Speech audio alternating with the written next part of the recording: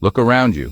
From your phone to your car, virtually every modern convenience relies on a tiny unseen engine, the microchip.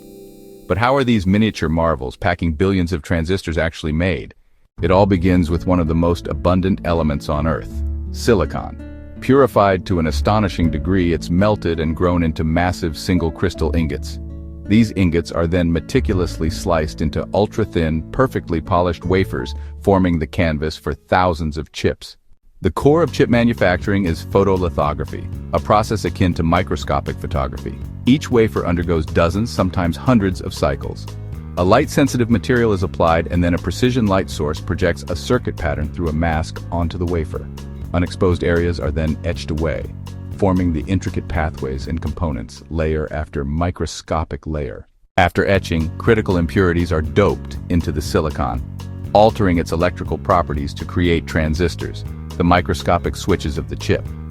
After etching, critical impurities are doped into the silicon, altering its electrical properties to create transistors, the microscopic switches of the chip.